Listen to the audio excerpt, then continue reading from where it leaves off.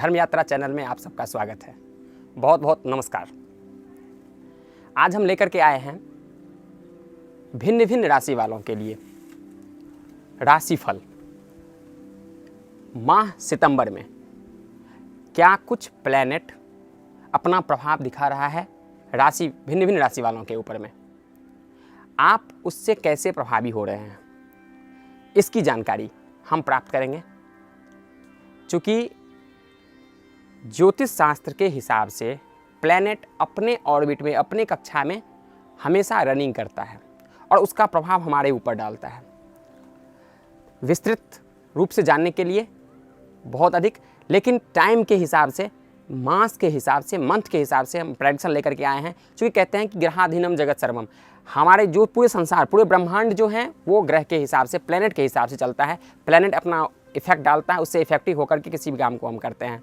आपका सिंह राशि वालों का माह सितंबर किस तरह से बीतने वाला है, किस चीज़ से उसे करना है परहेज, किस चीज़ से रहना है सावधान, नहीं रहना है, निश्चिंत रहना है, ये तमाम चीज़ें हर एक सेक्टर प्रेडिक्शन करेंगे हम 12th हाउस से। आइए प्रेडिक्शन करते हैं, देखते हैं कि सिंह राशि वालों के लिए माह सितंबर किस तरह से है। फर्स्ट हाउस से हम प्रेडिक्शन करते हैं स्वास्थ्य का, कि हम स्वस्थ रहेंगे कि नहीं।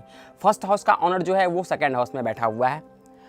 सेकंड हाउस में होने से स्वास्थ्य जो है वो, चूँकि बुध के साथ, और बुध बहुत बढ़िया है स्थिति में, उच्च का बुध बैठा हुआ है, तो बुध के साथ युति होने से आपका स्वास्थ्य जो है वो बहुत बढ़िया होगा। और लग्न में चंद्रमा बैठा हुआ है, ये चंद्रमा जो है वो 12th हाउस का ऑनर है, तो थोड़ा स्वास्थ्य आपका ठीक होगा, लेकिन मन में थोड़ी सी हलचल, मन नहीं लगना, मन परेशान रहना, हमेशा ये बात यकीन होना कि हमारा शरीर जो है कहीं अस्वस्थ तो नहीं है। लेकिन ध्यान रहे कि आपका शारीरिक प्रॉब्लम नहीं, मानसिक है, क्योंकि चंद्रमा मन का कारक है और हमारा मन जो है वो बहुत चंचल हो जाता है। क्योंकि चंद्रमा जो है यहाँ पर वो व्ययेश है, 12th हाउस का ऑनर है। 12th हाउस का ऑनर लग्न में बैठ जाना ये बहुत बढ़िया नहीं होता है। सिंह राशि वालों के लिए माह सितंबर थोड़ी सी समस्या लेके आ रही है, उसका उपाय हम करेंगे लास्ट में।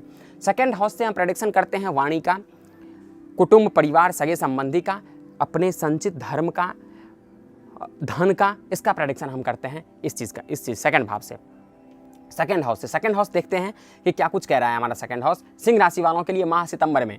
यहाँ पर बुध जो है सेकंड हाउस का ऑनर, वो सेकंड हाउस में बैठा हुआ है और वो उच्च का बैठा हुआ है बुध, बहुत बढ़िया स्थिति में। और वाणी का प्रेडिक्शन हम करते हैं सेकंड भाव से। तो यहाँ पर अब एक चीज़ समझने वाली बात है, बहुत बढ़िया बात है यहाँ पर, क्योंकि बुध और सूर्य की युति होने से वाणी का कारक जो बुध है वो तो बहुत बढ़िया बैठा हुआ है, अच्छे खासी स्थिति में है। लेकिन सन यहाँ पर सूर्य के सामने जो भी कोई प्लैनेट होता है तो वो अस्त हो जाता है, क्योंकि सूर्य का जो प्रकाश है उस प्रकाश से वो दब जाता है। तो उसके बुध जो है वो वाणी का कारक है, उच्च का बैठा हुआ है, फल अच्छा देगा, लेकिन आपकी वाणी में कड़वाहट हो सकता है सिंह राशि वालों के लिए माह सितंबर में आपकी वाणी में। और नेत्र का भी प्रेडिक्शन हम करते हैं सेकंड भाव से। तो आपकी आंख में, क्योंकि सूर्य का जो रंग है वो लाल है और तेज है, उसमें गर्म है, तो आपके आंख में हो सकता है कि थोड़ा लाली हो जाए, आंख गर्म, हॉट गर्म सा महसूस हो आपको, आपके आंख में थोड़ा जलन सी महसूस हो, ये तमाम चीज़ जो है वो दिख रहा है सेकेंड हाउस से। थर्ड हाउस से हम प्रेडिक्शन करते हैं छोटी यात्रा, अपने फ्रेंड सर्किल का, छोटे भाई का, जो बैठा हुआ है थर्ड हाउस का ऑनर वो 12th हाउस में।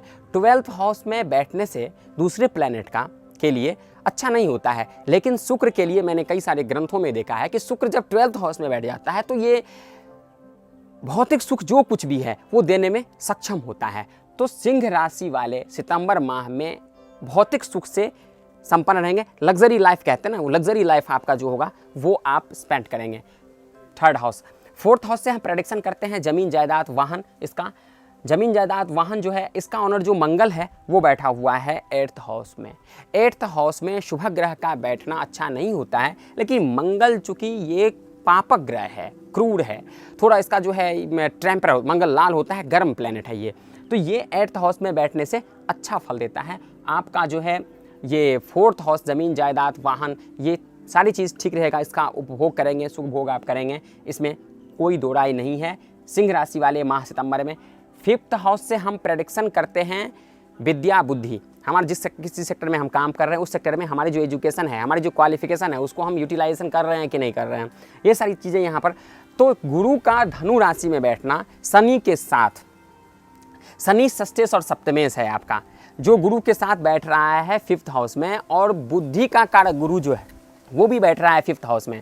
तो एक चीज़ है क्या, शास्त्रों में है कि स्थान हानि करो जीवः, जीव मीन्स होता है गुरु बृहस्पति, वो जिस स्थान में बैठा होता है उसकी हानि करता है। तो सिंह राशि वाले थोड़ा परहेज के, क्योंकि शनि भी जो है ये इनके साथ 5th हाउस में बैठा हुआ है, और ये जो है मार्केस है शनि, वो शनि मार्केस विद्या बुद्धि के सेक्टर में जाकर के बैठा हुआ है, तो ये उनकी विद्या बुद्धि पर इफेक्ट डालेगा 100%, क्योंकि स्थान तो हानि हो रही है, क्योंकि गुरु जो है वो पंचम भाव में बैठा हुआ है और साथ में शनि है, केतु भी है वहाँ पर।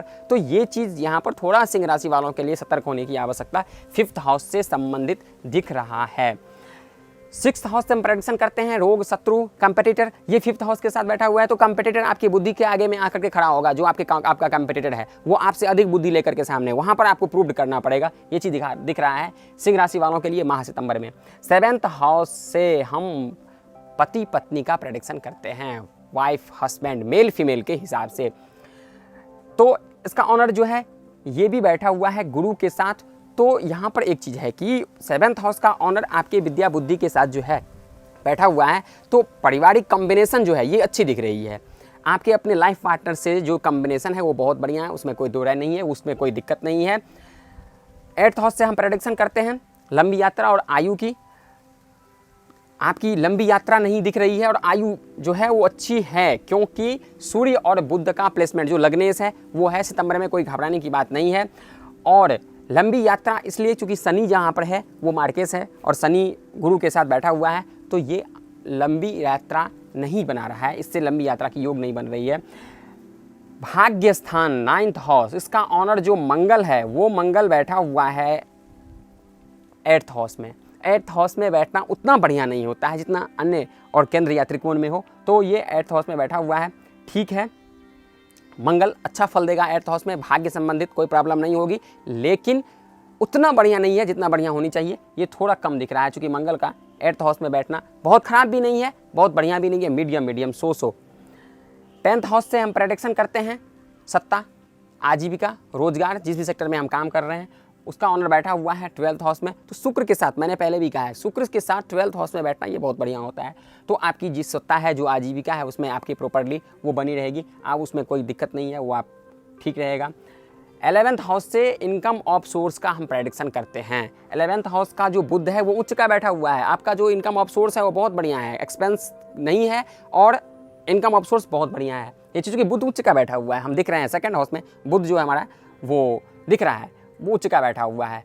12th हाउस से प्रेडिक्शन करते हैं हम एक्सपेंस, खर्चा, अपव्यय, व्यय, इसका जो लग्न में बैठा हुआ है।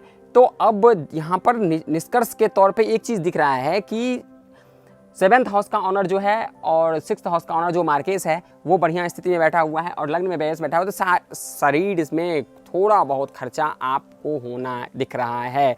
गलत फहमी में आप, मन आपका परेशान होगा, मन आपका चंचल होगा और आप सोच रहे होंगे कि हमारा शरीर जो है वो परेशान हो रहा है, हम कहीं हमारा तबीयत तो ख़राब नहीं हो गया, कहीं हम ये, तो ये मन का भटकाव जो है वो दिख रहा है। तो आप शनि के लिए उपचार करें शनिवार के दिन और बृहस्पति के लिए, इस दो चीज़। शनिवार के दिन आप शनि के वार के दिन जो है क्या करना है, तो पीपल के वृक्ष में नित्य आपको जाकर के जल देना है, दिया जलाना है, वहाँ पर काले कपड़े का दान करना है, काला तिल जो है वो नैवेद्य में देना है। ये सब करने से, तिल का तेल का दिया जलाना है, ये सब करने से आपकी जो थोड़ी बहुत ग्रह की जो कुप्रभाव है उससे निजात मिलेगा, आप उससे बच पाएंगे। और चंद्रमा के लिए जो है शिव जी का पूजा करें, जिससे आपको ये नहीं लगेगा कि हमारा शरीर अस्वस्थ है, क्योंकि आपका मन अस्वस्थ यहाँ पर दिख रहा है, तो शरीर से कोई इसका लेना देना नहीं है। बहुत बहुत धन्यवाद।